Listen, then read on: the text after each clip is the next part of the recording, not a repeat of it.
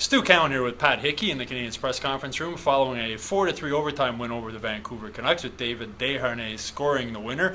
It didn't look like the Canadiens would get 2 points tonight the way it started, Pat. It was an ugly, they were down 3-0 early in the second period. For the third game in a row, they gave up a goal in the first 4 minutes. Tonight it was a minute and a half in. Then they go down 3-0. It looked like this team was on a slide.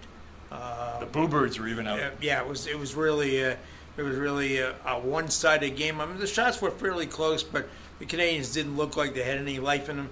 Lars Ellis scores a shorthanded goal, and that turned things around. After that, Canadiens outshot Vancouver by a pretty healthy margin.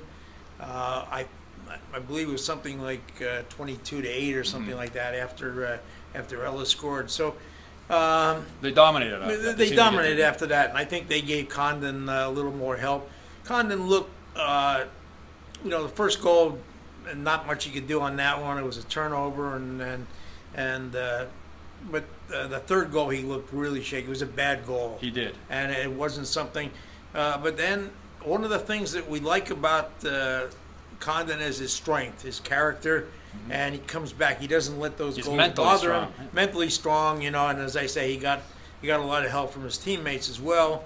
And that was the big difference in the game. Michel Therrien said the Lars Eller goal gave his team life. Yeah. He said it's too bad they had to wait for that to happen, but they sure did. But also, Therrien talked about the character on this team, and his quote was, "Guys who compete really hard, they deserve to win," and they did compete hard. And this team has competed hard all year. Yeah, they did deserve to win. Now, Vancouver's in a situation. They've blown a lot of leads this year. They're on a 6th game of a 7-game road trip.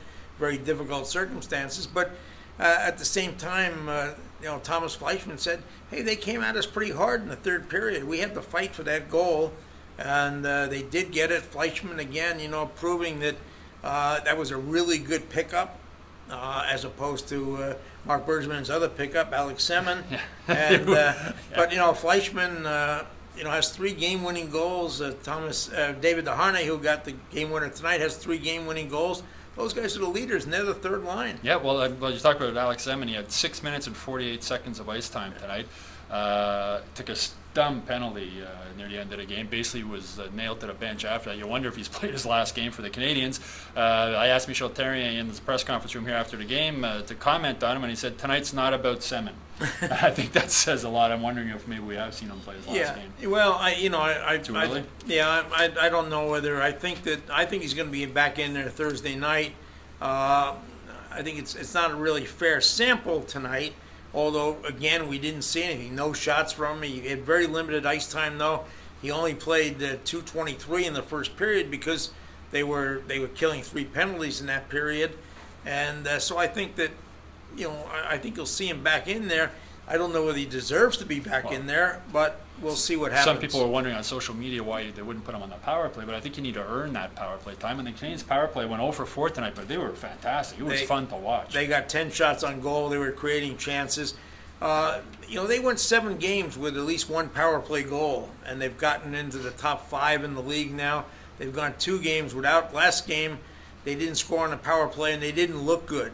Tonight, at least they didn't score, but they got 10 shots on goal and created some momentum, which is one of the things you want to do. Yeah, I think J.J. Daigneault deserves some credit for that. He's taken over the power play. Max Pacioretty had an interesting quote in the room. He said, "We were so predictable last year on the power play," which makes you wonder why they remain so predictable. It was predictable. It was always go back to PK Subban for the big one-timer. Yeah, that's right. And the thing, it's interesting. Subban, one of the team leaders in scoring this year, he's only got 1 goal, but he has 16 assists. That's right. Well.